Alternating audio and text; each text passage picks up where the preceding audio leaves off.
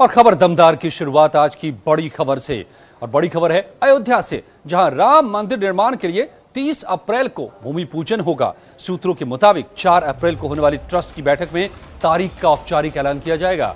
भूमि पूजन के लिए पवित्र नदियों का जल लाया जाएगा। सभी तीर्थों की मिट्टी भी भूमि पूजन में शामिल की जाएगी। सूत्र ये भी बता रहे हैं कि भूमि पूजन के लिए पीएम मोदी को भी न्योता भेजा जाएगा।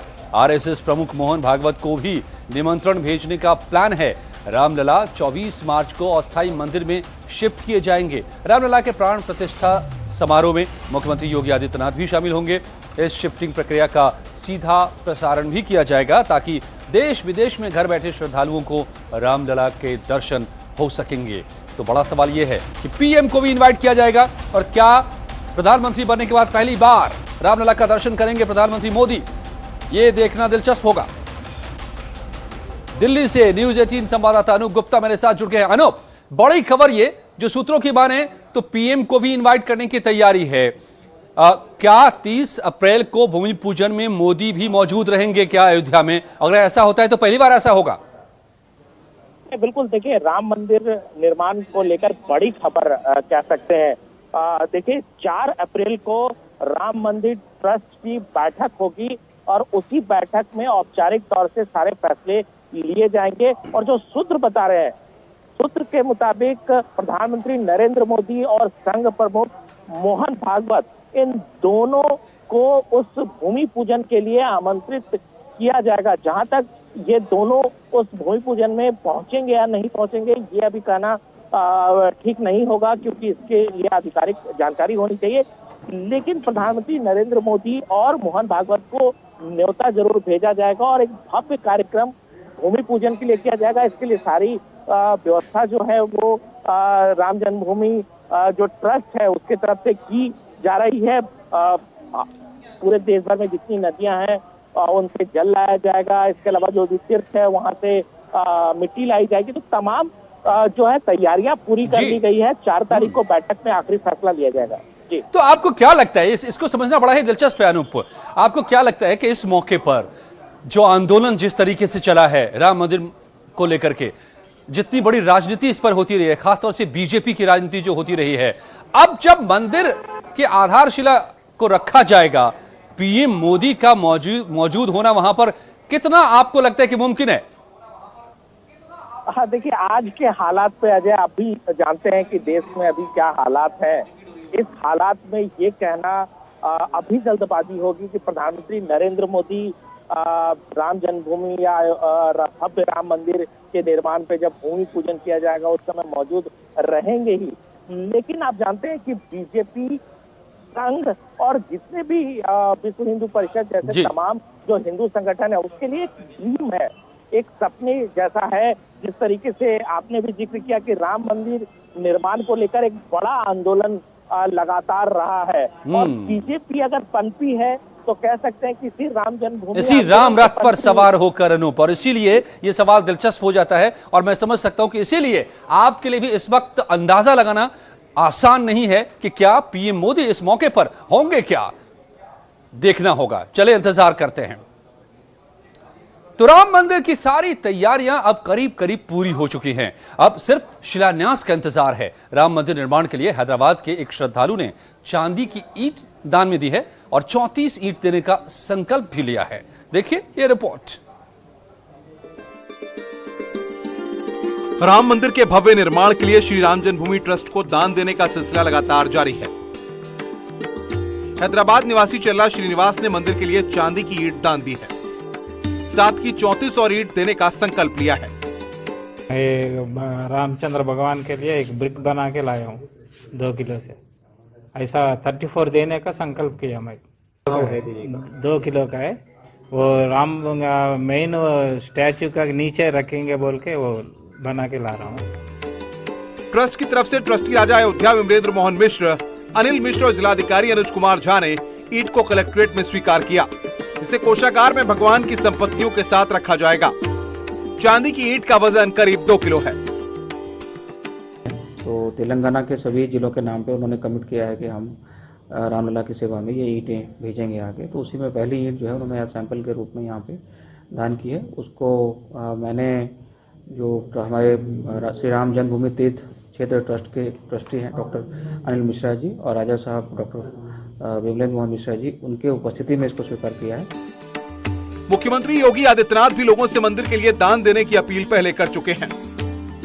हर परिवार से एक एक शिला और 11-11 रुपया अयोध्या में भगवान राम के मंदिर निर्माण के लिए जाना ही चाहिए, क्योंकि राम का काज तो समाज के सहयोग से ही चलता है।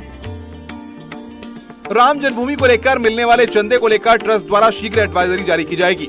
इसमें IFSC कोड समेत जानकारियां सार्वजनिक की जाएंगी। साथ ही ऐप्स भी डेवलप किए जाएंगे जिससे लोग ऑनलाइन पैसा ट्रांसफर कर सकें। अयोध्या से न्यूज़ 18 के लिए KB शुक्ला की रिपोर्ट।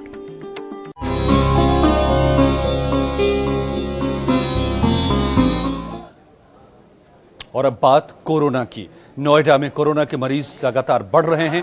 इनके इलाज के लिए नोएडा डीएम ने 2 अस्पतालों को चुना है, जिसके खिलाफ अब नोएडा के सेक्टर 35 में मित्रा अस्पताल के बाहर प्रदर्शन शुरू हो गया है। लोगों का कहना है कि किसी भी कीमत में कोरोना के मरीजों का इलाज दोनों अस्पतालों में नहीं होने देंगे, क्योंकि इस इलाके में घनी आबादी है।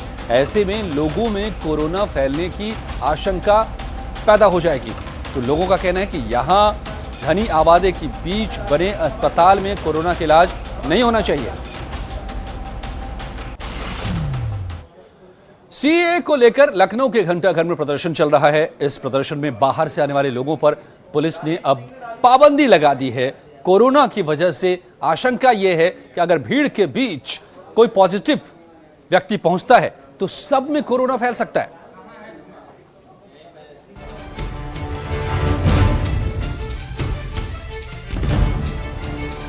कोरोना का कहर लगातार बढ़ता जा रहा है। प्रदेश में हर दिन बीतने के साथ कोरोना के मरीज बढ़ते जा रहे हैं, जिसे देखते हुए यूपी सरकार लगातार लोगों को सतर्क करने की कोशिश कर रही है। लोगों को एक दूसरे के संपर्क में आने से रोकने की कोशिश हो रही है। लेकिन लखनऊ के घंटाघर में पिछले 2 महीने से सीएए के खिलाफ प्रदर्शन चल रहा है। इस प्रदर्शन में बाहर से आने वाले लोगों पर पुलिस ने बैन लगा दिया, जिसको लेकर पुलिस और महिलाओं के बीच झड़प हो गई। हमारी जानमाज के साथ छेड़छाड़ की और लाठीचार्ज किया। हमारी 5 औरतें हॉस्पिटलाइज हो गई हैं। हमारा पुलिस वालों ने घुस गए। लेकिन कोरोना वायरस की वजह से धरना प्रदर्शन पे प्रतिबंध लगाया गया है। आगे था कोरोना वायरस की वजह से हम लोगों ने खुद एहतियात बरता कि भीड़ ना हो। एक ड्यूटी लगा दी कि 2 घंटे आप रहेंगी, 4 घंटे हम रहेंगे, 6 घंटा वो रहेंगी। इस तरह से ड्यूटी वाइज बांध दिए गए। दरअसल सरकार ने प्रदेश में होने वाले प्रदर्शनों पर रोक लगा दी है, लेकिन लखनऊ के घंटाघर में सीएए के खिलाफ चल रहा प्रदर्शन लगातार जारी है। तो 2 महीने लगभग होने वाले हैं जब ये महिलाएं यहाँ पर एनआरसी और सीएए के खिलाफ प्रदर्शन कर रही हैं। लेकिन इस बीच कोरोना को लेकर के जो एहतियात बरती गई, स्कूल कॉलेजेस में छुट्टी कर दी गई। इसके बाद धरना प्रदर्शन यानी कि जो पब्लिक गैदरिंग है उस पर प्रतिबंध लगाया गया और इस लिहाज से पुलिस ने यहाँ से महिलाओं को खाली करवाने का प्रयास किया है। महिलाओं का आरोप है लखनऊ में महिलाओं की संख्या को कम देखकर पुलिस ने बदतमीजी की, उनके साथ मारपीट की और घंटाघर को खाली कराने की कोशिश की। इस कार्रवाई के बाद घंटाघर में महिलाओं की संख्या बढ़ गई है। प्रदर्शनकारी महिलाओं की मांग है कि अगर सरकार को कोरोना से बचाना है तो सरकार सीएए कानून को वापस ले। अनामिका, न्यूज़ 18 लखनऊ। और बड़ी खबर जो है, पीएम मोदी से सीएम योगी ने आज मुलाकात की है। सरकार के 3 साल पूरा होने पर यह मुलाकात हुई है, चर्चा हुई है, बातचीत हुई है दोनों के बीच, पीएम और सीएम के बीच। और आगे के रोड मैप पर पीएम मोदी से सीएम योगी ने बातचीत की है। कई बड़े मुद्दों पर पीएम के साथ चर्चा की है सीएम योगी ने। कोरोना भी उसमें एक बड़ा मुद्दा रहा, जिस पर पीएम और सीएम के बीच बातचीत हुई, कैसे इसे रोका जाए। आज सबको इंतजार है 8 बजे का, जब पीएम मोदी देश को संबोधित करने वाले हैं और इसमें 50 मिनट के करीब का वक्त अब बचा हुआ है।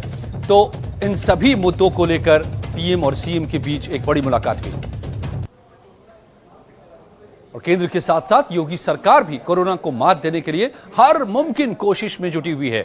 सीएम योगी ने प्रदेश की जनता के लिए वीडियो संदेश जारी किया है, जिसमें उन्होंने कोरोना से लड़ने के टिप्स दिए, साथ ही लोगों से धैर्य रखने की भी गुजारिश की है। उन्होंने कहा कि सरकार मुश्किल वक्त में आपके साथ खड़ी है। मेरे प्रदेशवासी भाइयों बहनों, आज पूरी दुनिया कोरोना वायरस की चपेट में है। ये एक संक्रामक बीमारी है। केंद्र और प्रदेश की सरकार कोरोना वायरस की रोकथाम के लिए, उसके बचाव और उपचार के लिए पूरी प्रतिबद्धता के साथ कार्य कर रही है। प्रदेश में इस देश से सभी 75 जनपदों में हम लोगों ने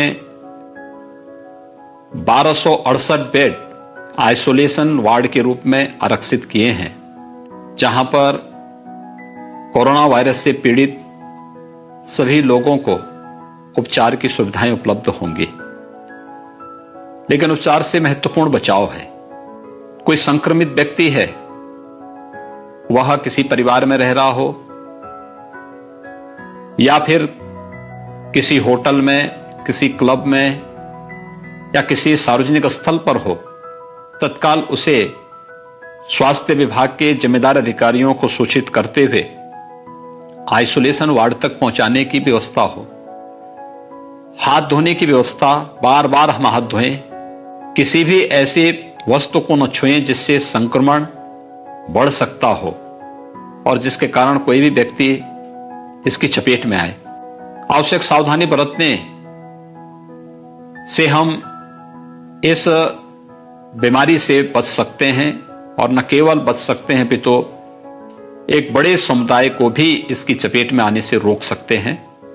आइए हम सब मिलकर के कोरोना वायरस के खिलाफ चल रही देश और दुनिया की मुहिम में प्रदेश सरकार के इस अभियान में हम सब भी सहभागी बनेंगे। इसके लिए मैं आप सबका आह्वान करता हूं। भयभीत होकर के नहीं, बल्कि सावधानी और सतर्कता से हम कोरोना वायरस पर विजय प्राप्त करेंगे। और भारत सरकार लगातार कोरोना से को लेकर के बड़े फैसले कर रही है। एक और बड़ा फैसला आज लिया गया है, जिसके तहत 22 तारीख से 29 तारीख यानी 22 से 29 मार्च तक कोई भी अंतर्राष्ट्रीय विमानों को भारत में आने की इजाजत नहीं होगी। इसके अलावा 65 साल से ऊपर के बुजुर्ग घर पर ही उनको रहने की सलाह दी गई है। 10 साल से छोटे बच्चे को भी घर पर रहने की सलाह दी गई है। निजी क्षेत्र के कर्मचारी घर से काम करें। जो अनिवार्य सेवाएं हैं, आवश्यक सेवाएं, उनको छोड़कर बाकी क्षेत्रों के कर्मचारी घर से काम करें, यह भी सलाह सरकार ने दिया है। और जो किसी भी दूसरे देश से विमानों को भारत में इस दौरान उतरने की इजाजत नहीं होगी। लौटते हैं खबर दमदार में कुछ ही पलों में और खबरों के साथ। Welcome back. और खबर दमदार में इस वक्त बड़ी खबर आ रही है लखनऊ से, जहां पर सरकार ने किसानों को मुआवजा दिया है। जिलेवार किसानों को मुआवजा दिया जाएगा। मार्च 2020 में हुए नुकसान की भरपाई शुरू हो गई है। किसानों को मुआवजा दिया जाएगा एक एक जिले में के हिसाब से। योगी सरकार का बड़ा फैसला, किसानों को मुआवजा। मार्च में ओलावृष्टि से जो नुकसान हुए हैं, किसानों का जो नुकसान हुआ है, उसकी भरपाई सरकार करेगी और इसका सिलसिला शुरू किया गया है। हर जिले में किसानों को मुआवजा दिया जाएगा। लौटते हैं कुछ ही पलों में। स्वागत है आपका एक बार फिर से।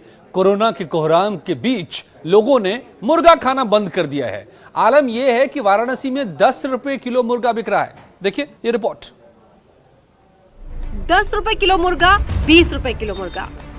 नॉनवेज खाने के शौकीन लोगों के लिए ये किसी खुशखबरी से कम नहीं, लेकिन फिर भी बाजार सूने हैं। वाराणसी के चिकन मार्केट में कल तक मुर्गों के रेट हाई थे। 250 रुपए किलो तक मुर्गा बिक रहा था। खाने के शौकीन जेब ढीली करने को तैयार थे, लेकिन जायके पर लगाम लगाने को नहीं। मगर अब तस्वीर बदल चुकी है। मुर्गे की स्थिति एकदम खराब हो चुकी है। 20 रुपए किलो हम लोग मुर्गा बेच रहे हैं, समझ लीजिए आलू का भाव। उस पर भी लोग पसंद नहीं कर, दिल में खौफ बैठा हुआ है। मीट कारोबार से जुड़े व्यापारी ग्राहकों की राह देख रहे हैं। ग्राहकों को लुभाने के लिए कोई दुकानदार 100 रुपए में मुर्गे का ऑफर दे रहा है, तो कहीं 50 रुपए में 5 किलो मुर्गा बिक रहा है। यही नहीं, बनारस में होली के मौके पर सबसे ज्यादा मीट बिकता है, लेकिन इस वक्त बनारस में 25 से 30 रुपए किलो आलू बिक रहा है और मुर्गा आलू से भी कम कीमत में मिल रहा है। तो ये थी खबरें दमदार और अब उत्तराखंड की खबरों के लिए रुख करते हैं जीनत का।